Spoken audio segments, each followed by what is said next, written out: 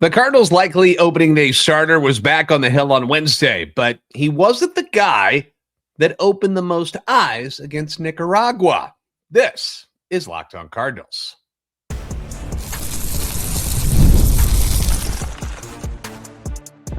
You are Locked On Cardinals, your daily St. Louis Cardinals podcast, part of the Locked On Podcast Network, your team every day.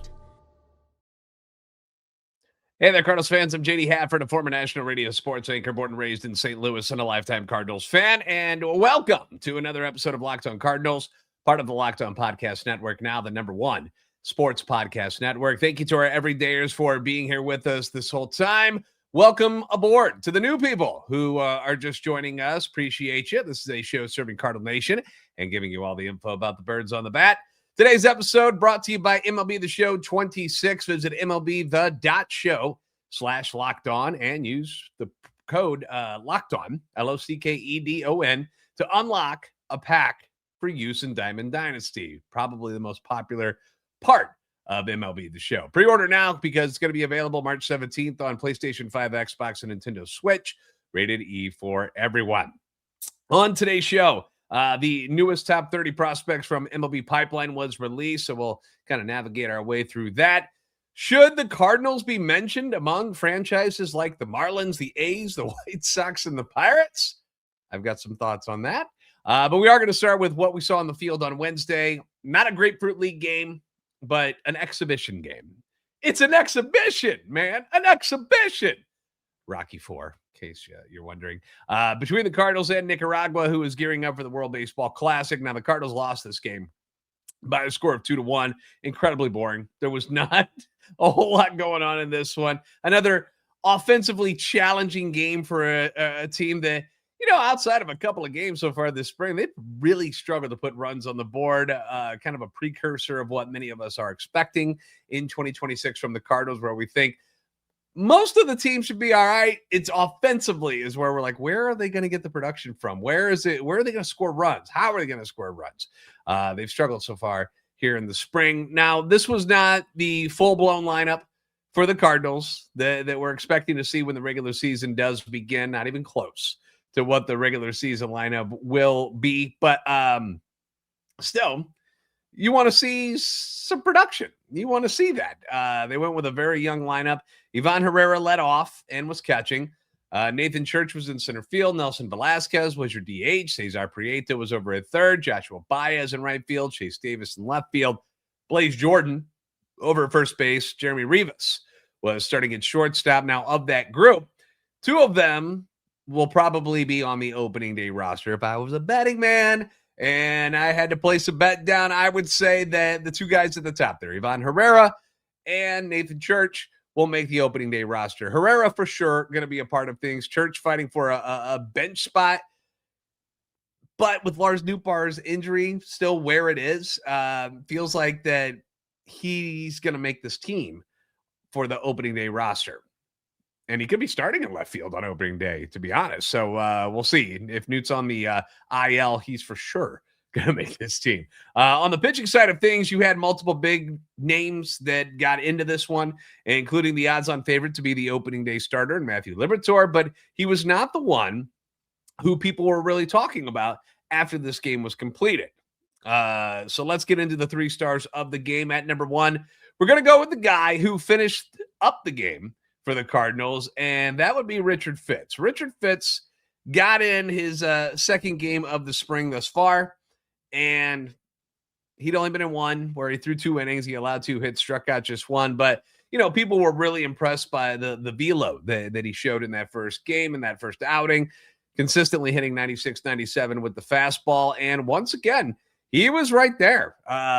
96 regularly, sometimes in 97 area.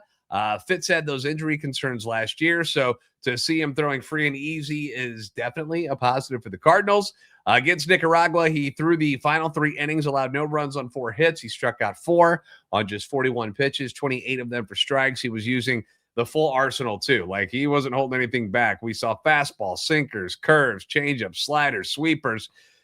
5 shutout innings now for Richard Fitt this spring. And yeah, it's not against normal major league lineups, but you got to be encouraged by what you've seen so far from him in the spring. Now, as the competition for back-end spots in the starting rotation continues, you got to just looking at what Fitz has done compared to the guy that I think he's up against, and Andre Palante. So far, it feels like Fitz has separated himself from Andre so far. We still got a couple weeks left. My number 2 star of the game is going to go to your catcher on Wednesday, and that was Ivan Herrera, who went 2 for 2 in the contest. You know the drill with Ivan. Cleanup job on the elbow this offseason. Still wants to prove that he can be a big league catcher. Cardinals are more than supportive of giving him a chance to do that.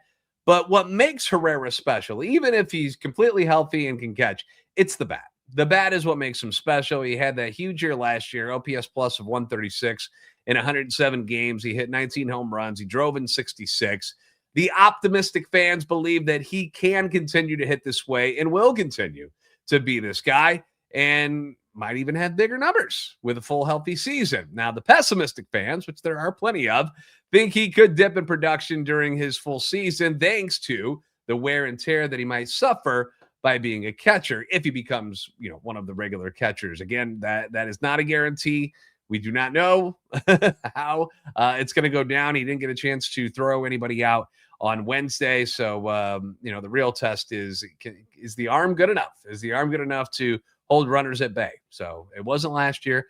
We'll see what happens the rest of the spring. But both his hits on Wednesday, they were singles. First one came on a 1-1 fastball that he laced into the left field. His second one came in his second at bat, got it to a full count, took a slider that was away, took it to the opposite field for a base knock to right. He also stole second base in that inning on strike 3 to Nathan Church, but got stranded there when Velasquez went down on strikes to end the third. These were his first 2 hits of the spring. And we all know the Cardinals are going to need Herrera to be a big bat for them this year if they plan to score any runs whatsoever. I mean, that's the real question right now. How are the Cardinals going to score? And Herrera and Burley are going to have to be consistently good. And the hope is that surrounding pieces will be good with them, like Gorman and Walker and Victor Scott. Everyone's hoping they're going to have much better seasons. You add J.J. Wetherholt, who's having a tremendous spring. You add Mason Wynn, hoping he elevates his offensive production. And that's how your offense becomes competitive. Not going to be great, but it's how you make it competitive. But Herrera and Burley are the guys that really need to lead the way. So good to see Yvonne getting a couple of knocks in this one. Our third star of the game, we're going to stay on the offensive side of things with this one. I'm going to give another star to Josh Baez, man. He's starting to show that talent that helped him explode last season, made him a top 100 prospect. He goes 2 for 3 in this one. 105-mile-per-hour base hit to left field in the 4th and another base hit to left in the 6th. Both of those hits came against sliders away that he was able to pull to the left side. He also stole second base, but ended up getting stranded when Chase Davis went down on strikes. Grapefruit League play, hitting 286, 4 for 14. He does not have a home run or an RBI. He has struck out 5 times. But if you add his numbers that he had in today's game, which is an exhibition game, so it doesn't technically count towards his spring training stats. But if you add this, he's now batting .353 this spring. All 6 of those hits are singles, mind you, but we haven't seen the power that he displayed last year, but he's got 2 steals, and you just watching the guy. I mean, you can tell when somebody is an athlete, right? And Joshua Baez, 6'3", 220, 22 years old. I mean, you can see why people are drooling over his potential. And now starting to figure things out a little bit. A few base knocks, 353 in the spring. So do I think he's going to make the opening day roster? I do not. I don't. There's no need to rush him. There's no necessity for him to be in the lineup right away. So I think the smart play is to let him go down to Memphis, and he hasn't played at AAA yet. So let him go down to Memphis and see what kind of damage he can do down there. And then when the time is right, you let him take over one of your corner outfield spots, whichever one is up for grabs at the time. All right, we got more observations from this game. I do want to talk about Matthew Liberatore's start, which was good for a little while, and then it got a little, but it wasn't all that bad. It really wasn't, despite some of the stats you might see. So we'll get into that. We've got the prospects to talk about and Colin Cowherd. Cruddy Cardinals, huh? All right. We'll get to all of that coming up on Locked On Cardinals.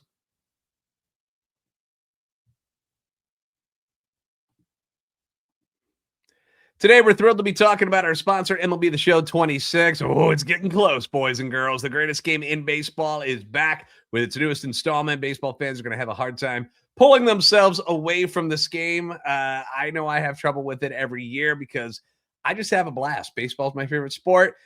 MLB The Show is my favorite game. Early access coming March 13th, full release March 17th. It was revealed that the Cardinals are going to have Red Shane East in the game this year, as well as Matt Carpenter and Albert Pujols. So all three of those guys were not in the MLB The Show 25. So great to have all three of those guys back. If you're a gamer, a baseball fan, or you just want to enjoy America's favorite pastime in a new, exciting way, you're going to love MLB The Show 26. Play as your favorite team and franchise players and see if you have what it takes to win your own World Series. Visit MLBThe.show/LockedOn and use code LockedOn to unlock a pack for use in Diamond Dynasty. Internet connection is required. Pre-order now. Available March 17th on PlayStation 5, Xbox Series S and X, and Nintendo Switch. Rated E for everyone. MLB opening day is almost here. You can feel the excitement in the air. Fresh starts, big expectations, and that first crack of the bat, whether it's a breakout rookie like a J.J. Wetherholt or a division race that goes down to the wire. There's nothing like being in the ballpark for all the action. The only problem is sometimes getting tickets can be a real grind. Those long queues, those surprise fees, hate those. Prices jumping up at checkout. You don't want that. That's where Game Time comes into play. The Game Time app gives fans the advantage with constant innovation. It's how you unlock amazing tickets and experiences in just a few taps. It's simple to use. You got the Game Time guarantee, which means you're going to get 100% authentic tickets delivered on time, which is very important, at the best price. And the best part is fees are included in the price that you see. You know, you've got the panoramic views. You got zone deals to save you money. You can follow your favorite team and get alerts when new deals drop specifically for them. Just 2 taps and it's done. No stress, no hidden fees, just great seats in minutes. Take the guesswork out of buying MLB tickets with Game Time. Download the Game Time app, create an account, use code LOCKEDON. You're going to get $20 off your first purchase. Terms apply. Again, create an account, redeem code LOCKEDON MLB for $20 off. Download the Game Time app today.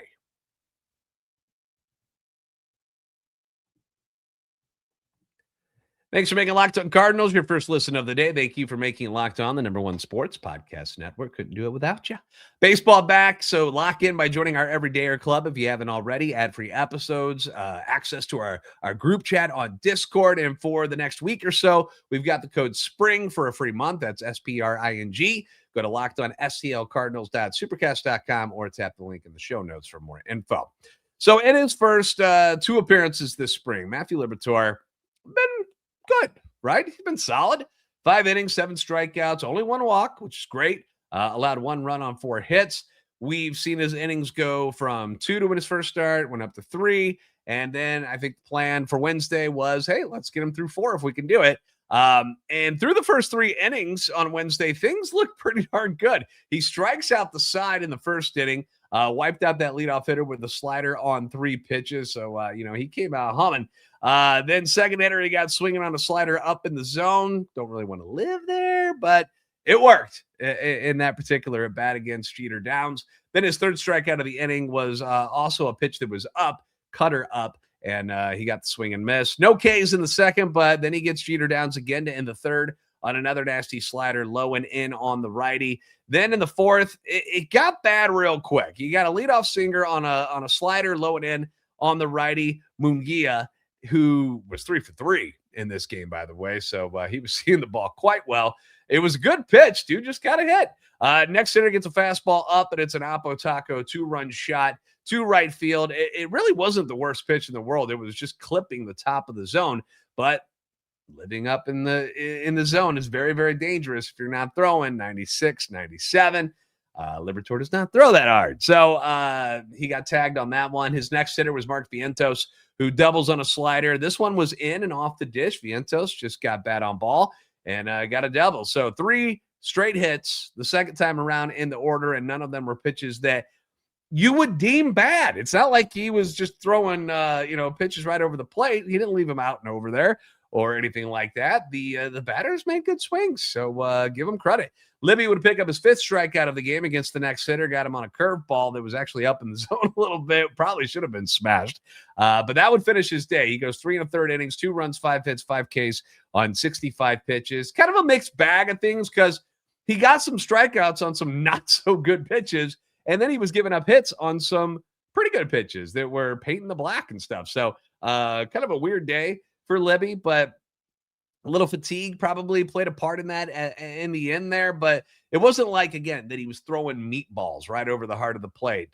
It really wasn't as bad as it may sound if you just look at the stats. So he now has 12 strikeouts in 8 1/3 innings, which is fantastic to see. Only 1 walk for Libby. Didn't have any of them in the game today on Wednesday. So not a bad outing, The rest of the bullpen, they were excellent. Gerson Moreno came in for Libby, got the final 2 outs of that 4th inning, struck out a guy. Jojo Romero threw a scoreless inning with 2 Ks. Ryan Stanek also got in an inning of work, 1 walk, 1 K, no runs. Offensively, as I said, there really wasn't a whole lot to talk about in this game. The only run the Cardinals got was from catcher Andy Yerzy, who hit a solo home run. I know, you're like, who the hell is that? Well, it's not important, but he did hit a home run. Nathan Church 0 for 2 with a walk. Velasquez 0 for 3 with 3 Ks. Has not been very impressive so far this spring. We have not seen any of the power that we were hoping to see. You could say the same thing about Blaze Jordan. What did we hear about Blaze Jordan when we made the trade and he came over from Boston? Oh my gosh, this dude drives in runs. He's got sick power. 0 for 3 in this particular game. Still does not have a hit so far in spring training. So not great. Not great, Bob. Former first-round pick Chase Davis struck out 3 times, so a rough day at the office for him. Team was 0 for 10 with runners in scoring position. Again, this is not the everyday lineup that you're planning on seeing the Cardinals throw out there each and every day during the regular season. Like I said, only 2 of them probably going to make the opening day roster, but at the same time, you're hoping for a little more than what you got in this game against Nicaragua. So Cardinals are going to hit the road to battle the Pirates on Thursday. Dustin May scheduled to get the start, his first start of the spring. We've been hearing a lot of good stuff about him and his bullpen sessions, popping 99 on the gun, which is cool, healthy, which is great. He's going to take on Pirates' tough right-hander Mitch Keller. And yes, the answer is yes. The game is going to be on TV. So we'll all get our first look at the man they call Big Red on the boob tube on Thursday. First pitch will be at 12:05 St. Louis time on Cardinal TV. Coming up next, the Cardinals' new top 30 list from MLB Pipeline, plus who called our boys the cruddy Cardinals. Got something to say about that. That's all coming your way next on Locked On Cardinals.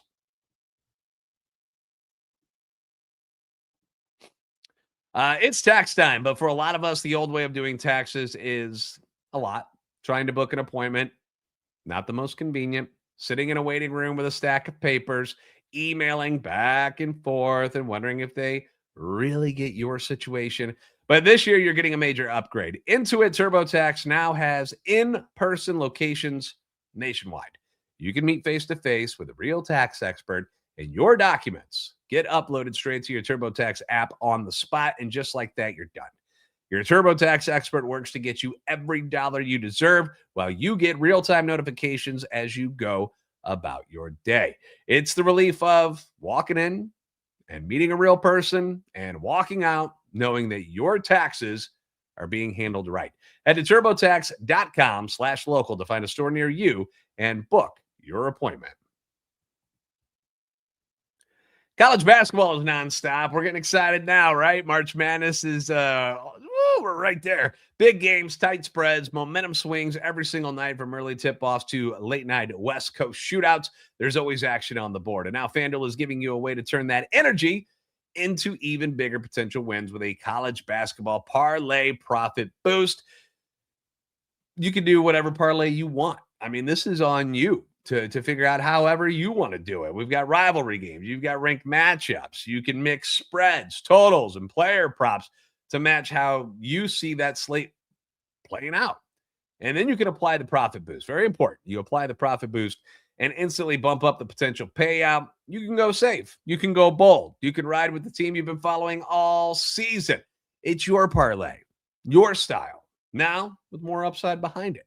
Head to FanDuel.com to get started. That's FanDuel.com. FanDuel, play your game.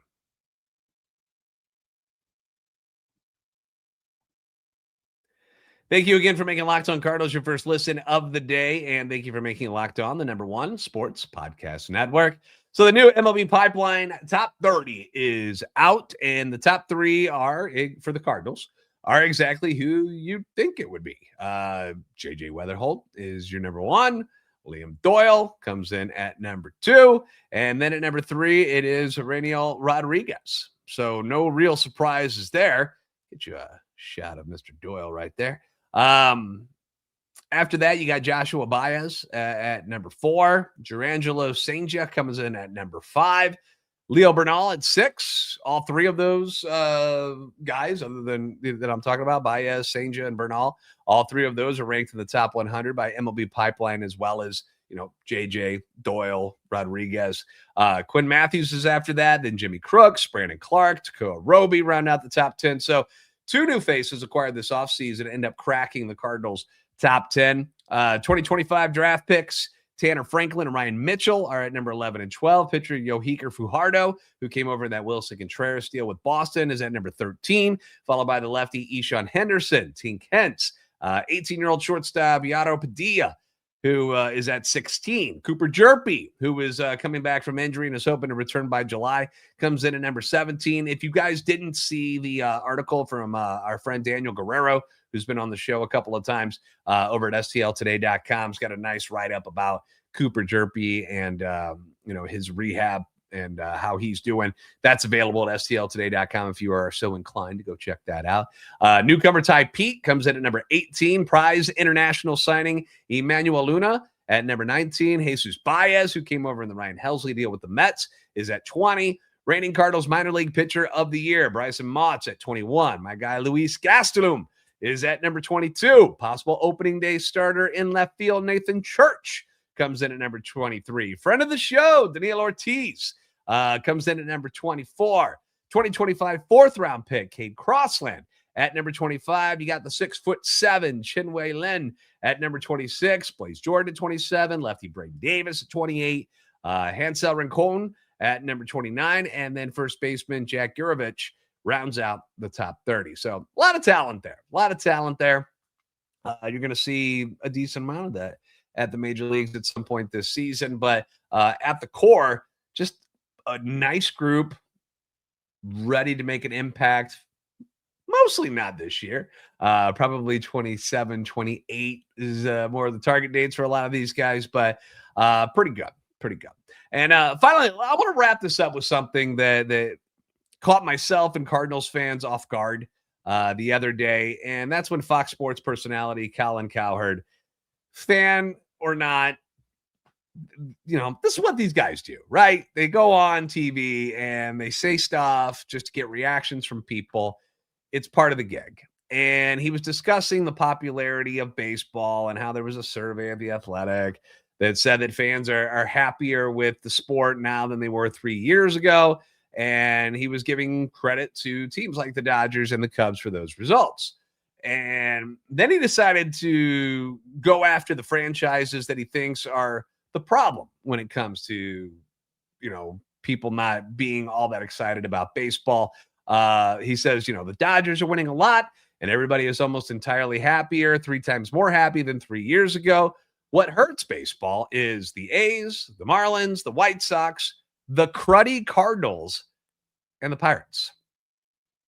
Whoa. Like, why are the Cardinals catching a stray? The cruddy Cardinals? Now, here's my thing. Because I know people who are in sports radio, and I know that part of the job is to say something outlandish to get a reaction. And oh, yeah, this got a reaction online from Cardinals fans for sure. Maybe that's why he said it. Is it just to get Cardinal fans worked up, to give them something to talk about? Perhaps. And if that's all it was, then it's doing its job. Okay, we're letting Colin Cowherd win. I mean, I'm talking about him right now. I don't think I've ever brought him up on the show before, ever. And here we are. I do know that some fans think that he's right. I mean, go look at the comments section to some of the videos on YouTube. Fans are saying this stuff all the time, saying, hey, Cardinals are becoming just like those franchises. Just last one, there was a couple of people that were like the St. Louis Pirates, yay, making fun of them. And to this argument, are the Cardinals not allowed to rebuild things after being one of the top 10 payrolls year after year after year for the longest time, despite being in a middle market? They're not allowed to do that? They've had 2 losing seasons since 2008. No, that's cruddy. Now, I don't want to live in the past, and neither do the fans, which is part of why things are happening the way they're happening, because the Cardinals' formula, their decision-making, their continued disregard for keeping up with player development put them in this position, and it's a not-so-familiar hole.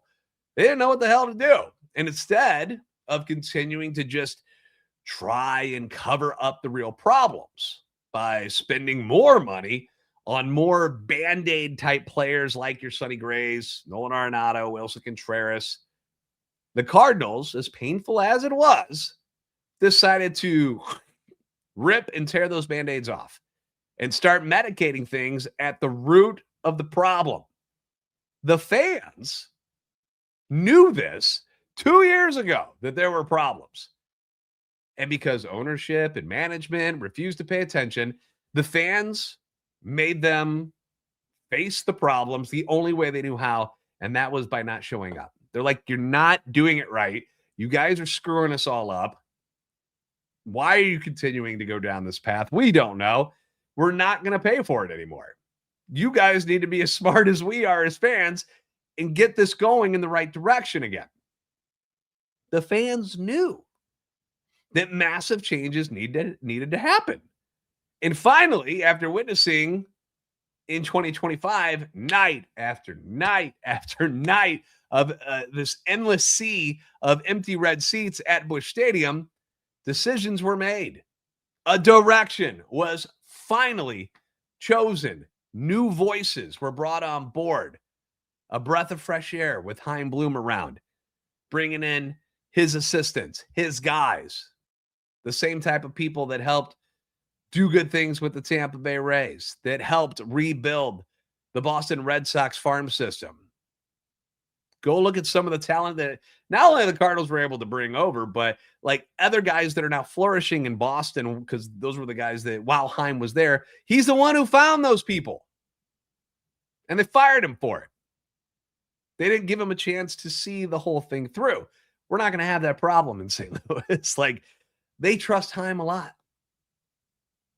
And the fans, I think, are believing in Chaim Bloom as well. They're a little upset. Some people are worked up about Ollie getting that extension. But let the man cook. Let him do what he does. They've rebuilt this farm system from what was a bottom-tier system into one of the top 5 in the league in just one offseason. That's impressive. They had to sacrifice money. They had to sacrifice our beloved Brendan Donovan to get there. But these are things that needed to be done. They were smart business decisions. Do they make them a better baseball team this year on the field? No, they do not. But they know that. They're sacrificing this season and probably 2027 to get to where they want to be. Now, the next step is they have to develop all this talent that they've acquired. And they got to do that properly. It's another thing that they needed to work on after watching many of their top prospects fail to live up to the expectations over the last few years. But that's what this 2026 is about. They know it's not going to be easy, and there's going to be some nights at Busch that are ugly. And I'm not just talking about people not showing up. I'm talking about on the field where these kids are going to be learning to play the game at the major league level. But think about how young this is. You know, Herrera, Crooks, Gorman, Wynn, Wetherholt, Walker, Scott, Sajaci, Fermin, Church, Liberatore, McGreevy, Fitt, Dobbins, all of them are 26 or under. All of them. And then you've got that next level below them with like Doyle and Joshua Baez and Rodriguez and Bernal and Senja.